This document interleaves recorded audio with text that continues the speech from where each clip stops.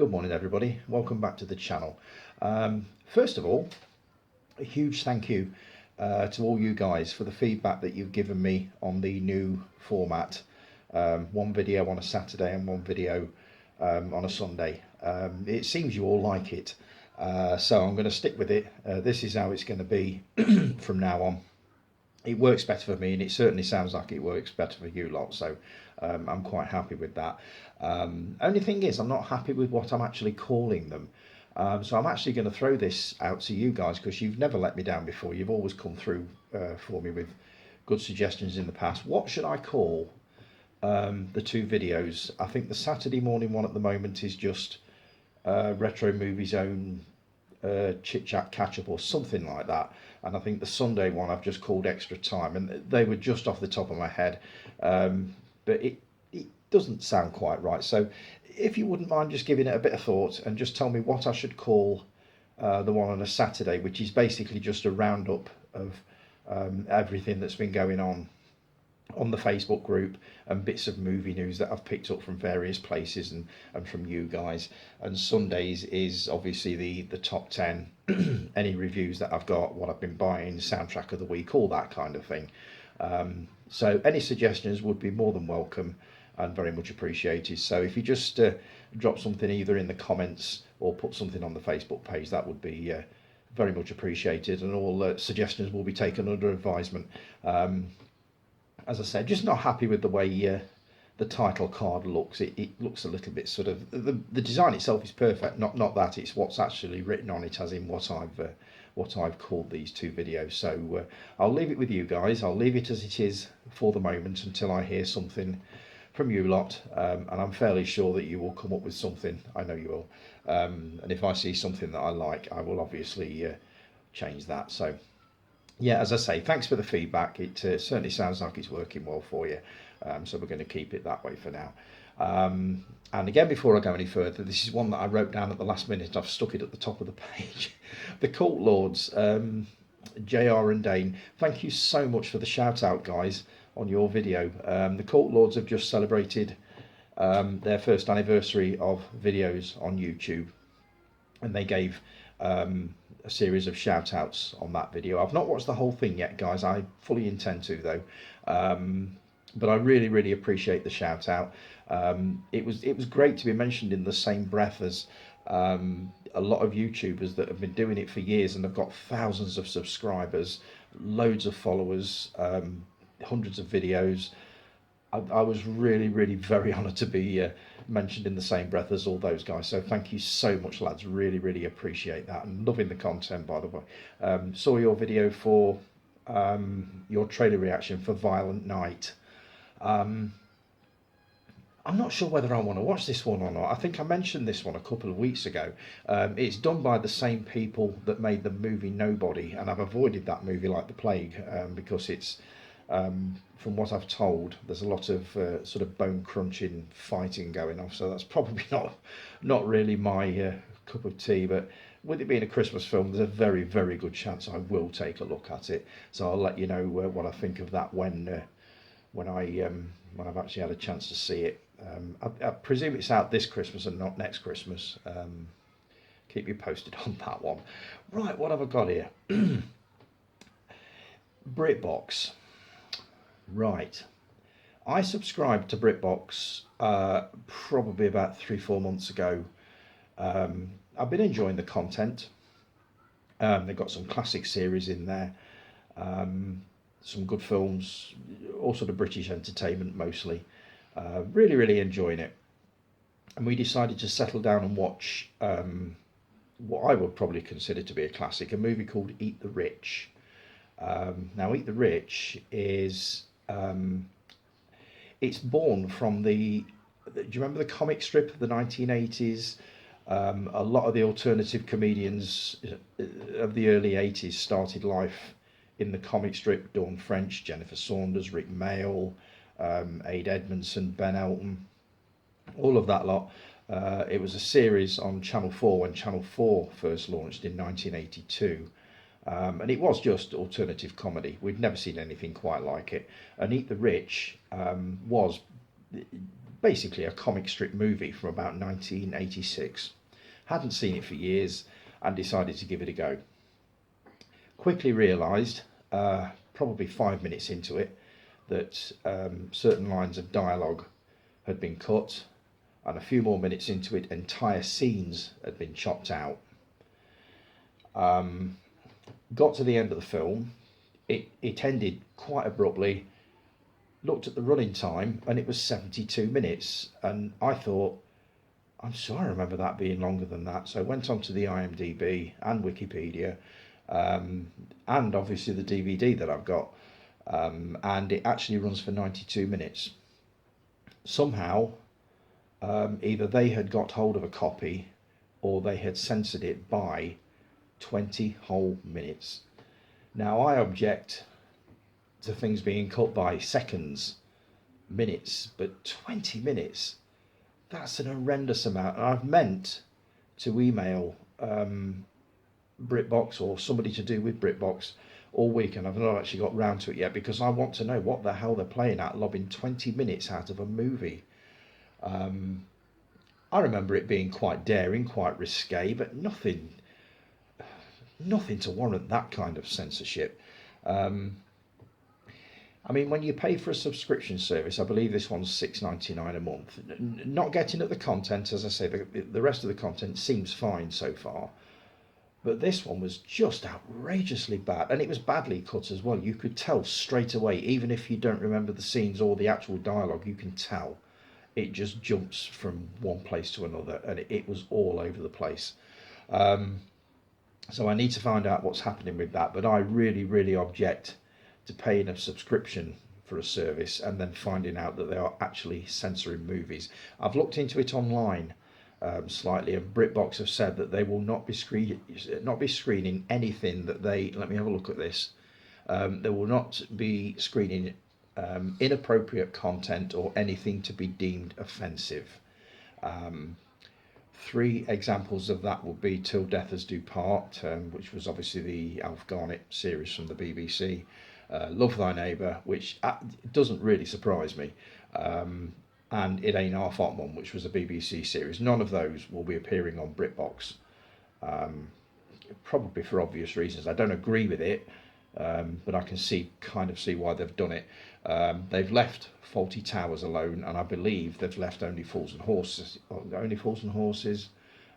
even though there are 1 or 2 people complaining about sort of racist language, inappropriate behaviour, that kind of thing. But looking online, it turns out there are not thousands or millions of people objecting to this content. It's usually it's in single figures. Why do we keep pandering to these people? Why don't we just suggest they turn the channel? I grow tired of talking about this.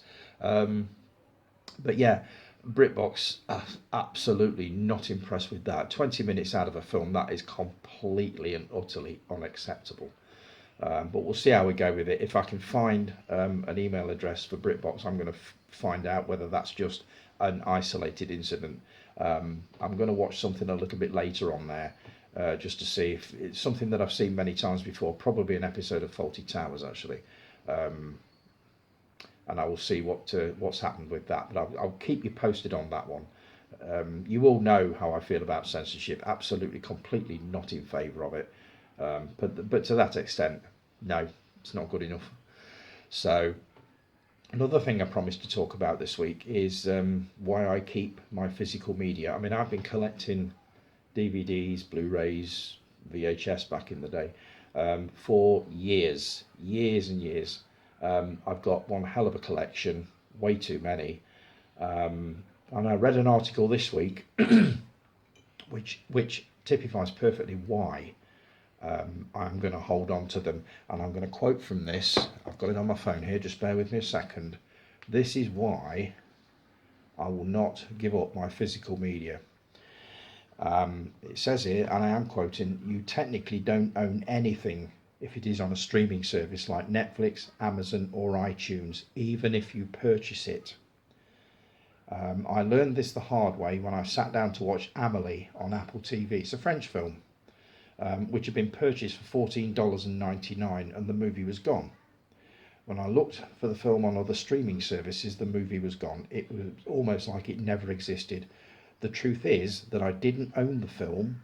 I owned the rights to forever stream the film as long as the streaming service had the rights.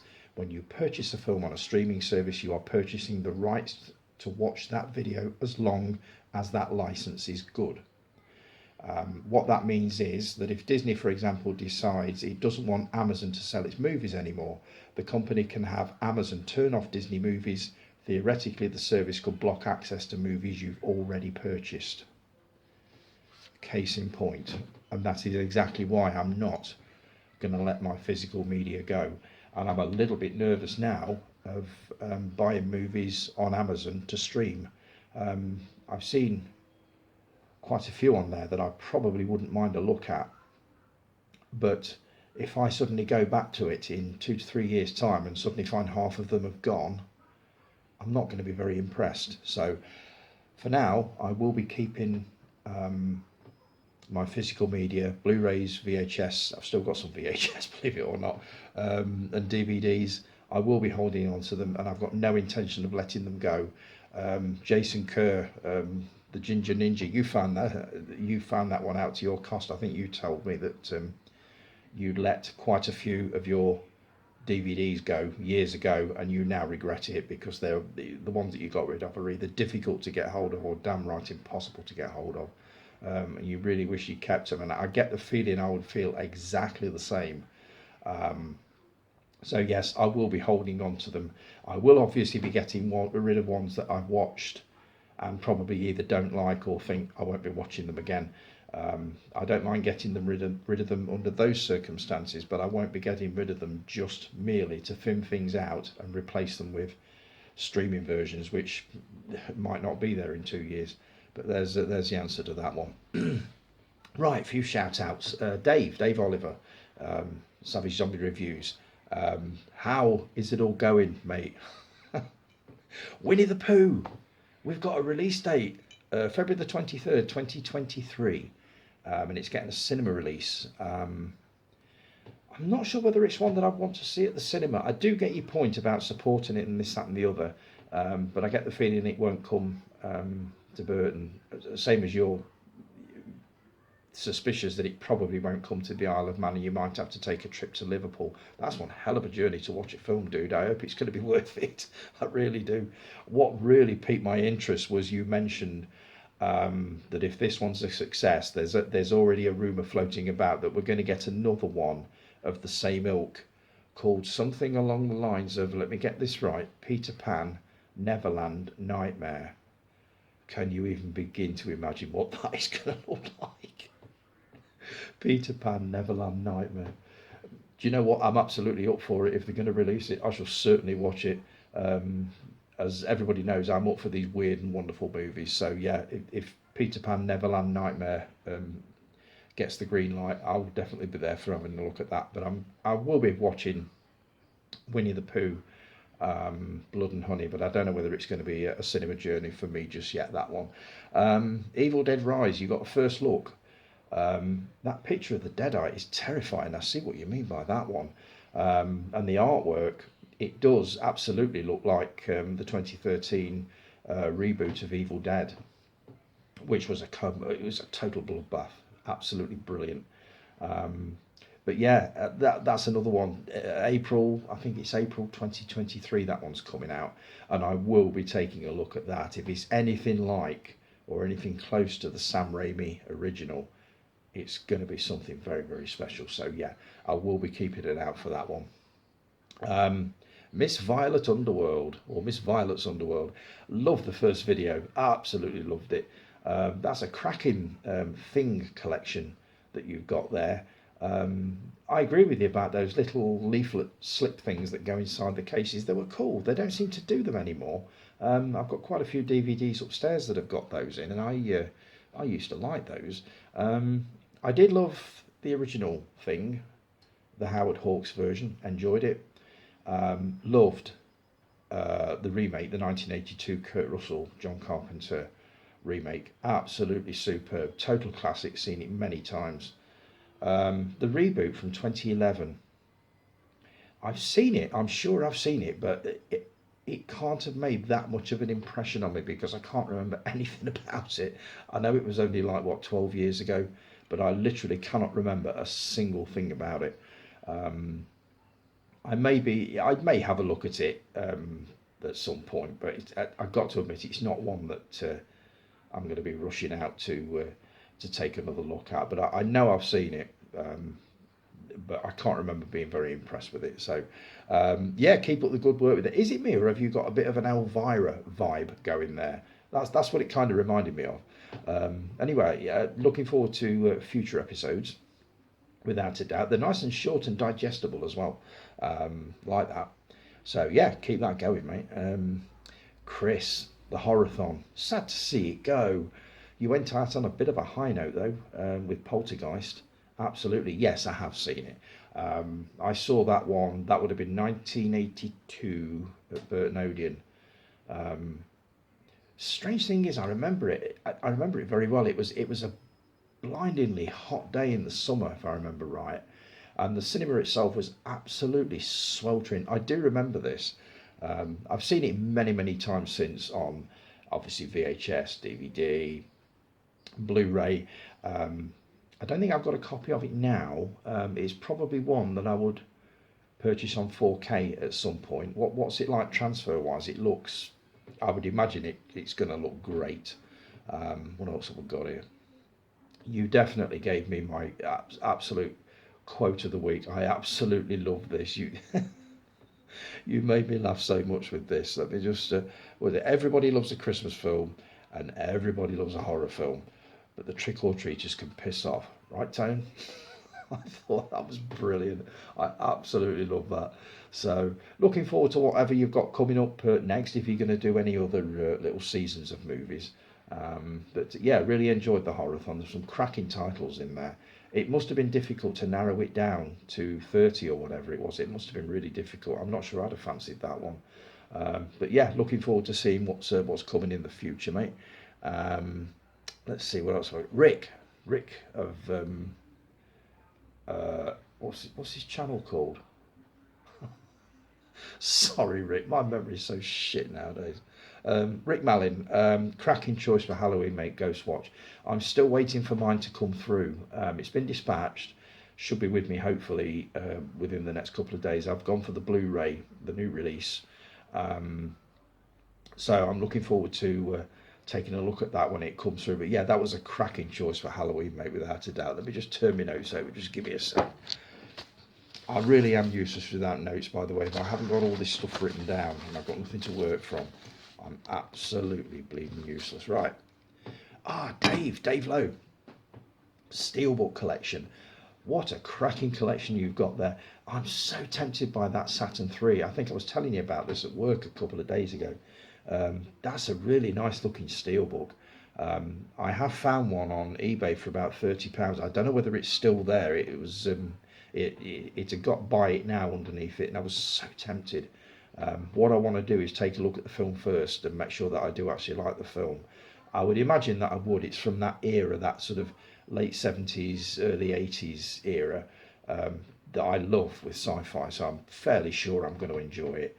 But I'm very, very tempted by that. That is a gorgeous steelbook.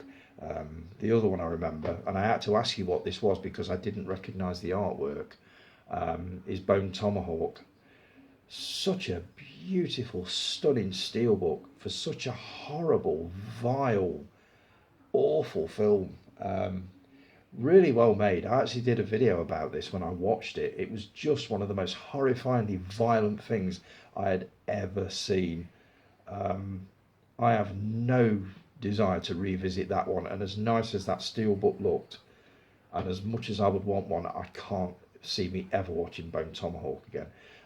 If you guys have never seen it, it's a kind of a western.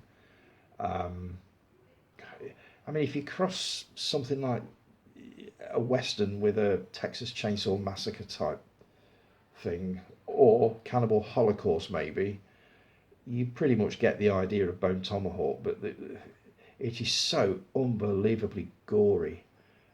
I struggle with it. I really struggle with it. I had to take a break after about an hour, thinking that it would be a little bit milder for the last sort of 30-40 minutes, and it wasn't. It actually got worse. But if you get the chance to watch it, it's called Bone Tomahawk. Don't eat your dinner before you watch it, for God's sake. But yeah, it's a horrible, horrible movie, but beautiful steelbook, Dave. Well impressed with that one.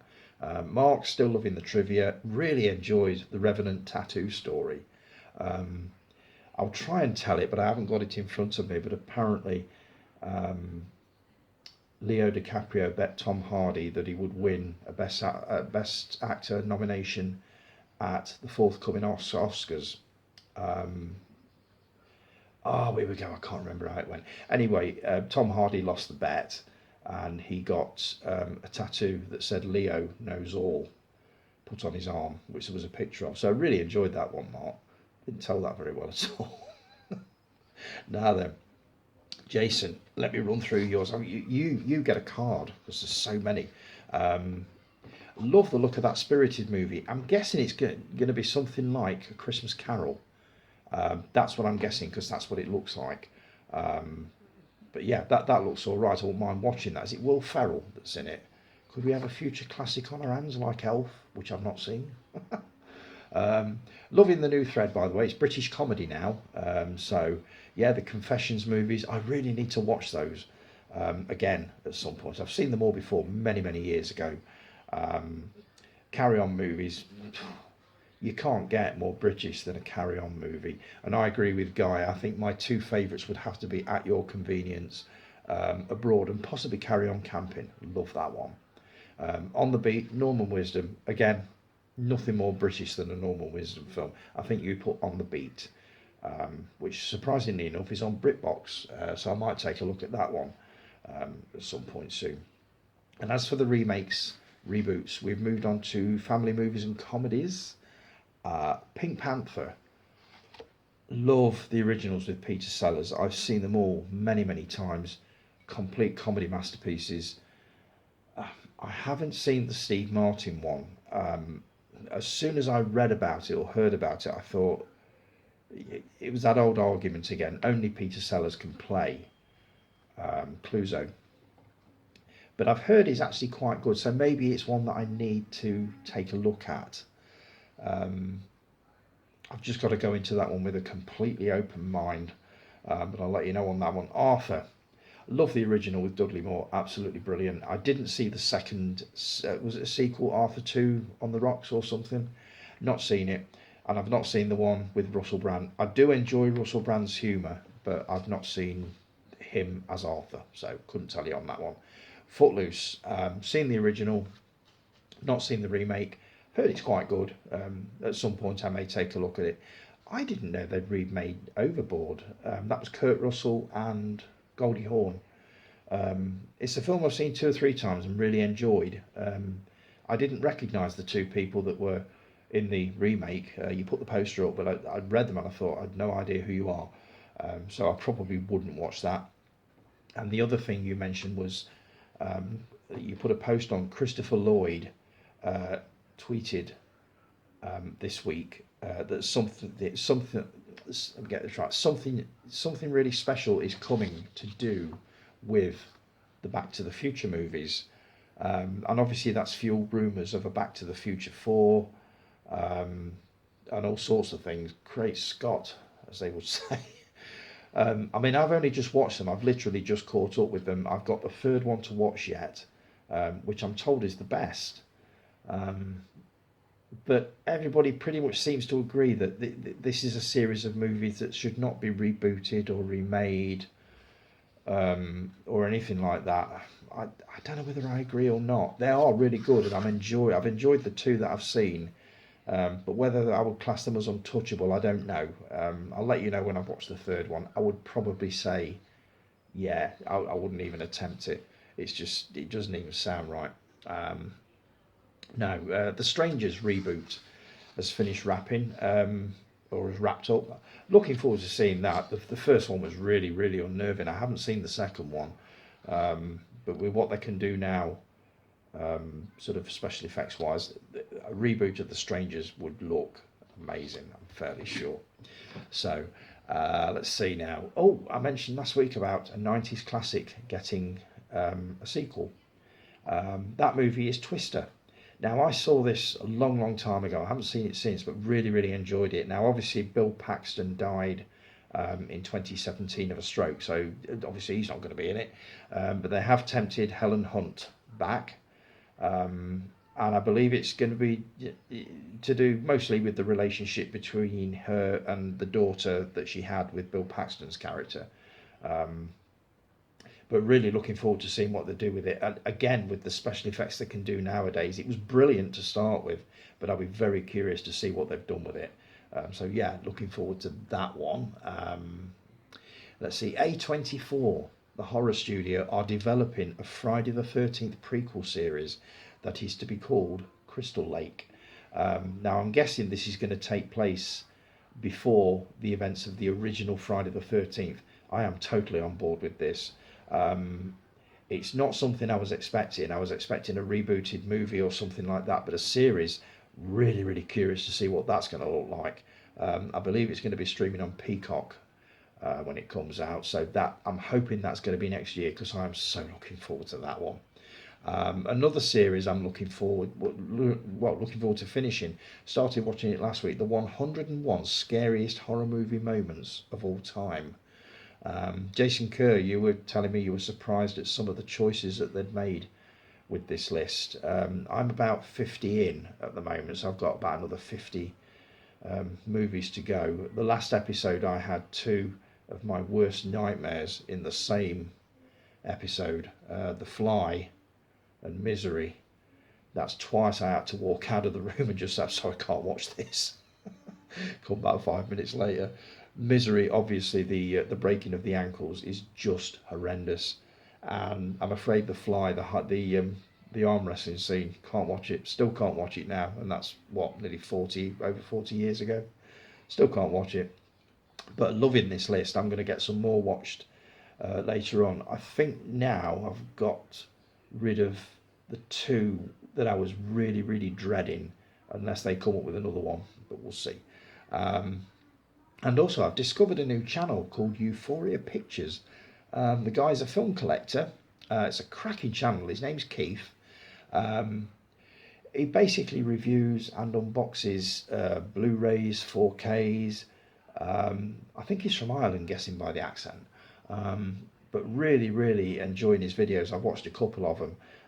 Really, really nicely put together. Love the theme music. Have a listen. I put a link to his video on the unboxing of First Blood on the group this morning. Have a watch and take a guess at what film his theme music comes from. I spotted it straight away, and I'm fairly sure Jason, Chris and Guy will get it straight away. But let me know on that one. Right, I'm going to wrap it up. I'm 28 minutes in. I'm going to be back again tomorrow. Let's see. I'm going to be doing Jason Parry's top 10. Mr. Parry, I don't know why I've held off so long with this one. I'm going to be doing your top 10, Jason, tomorrow. Also, my top 5 series that started life as movies. I'm going to be doing that one. Soundtrack of the week. I'm going to be looking at a couple of the horror lists that I published or posted on the Facebook page last week. And I'm going to introduce you to a classic 1971 movie. A lot of you will know this, but somebody messaged me, put a reply under a post basically saying he'd never seen it. And I thought everybody had seen this. It's a movie starring Mark Lester and Tracy Hyde. More on that one tomorrow. So thanks ever so much for joining me, folks. As I say, any suggestions you've got as to what to call the two videos will be very much appreciated. So enjoy the rest of your Saturday. It's a bit cold out there. I'm going to go and watch a couple of movies, believe it or not. So have a great Saturday, folks, and I will talk to you all again tomorrow morning. Thanks for joining me. If you've enjoyed the video, give it a thumbs up and also subscribe. That would be absolutely amazing. Have a great Saturday, folks, and I'll talk to you tomorrow morning. Thanks. Ta-da.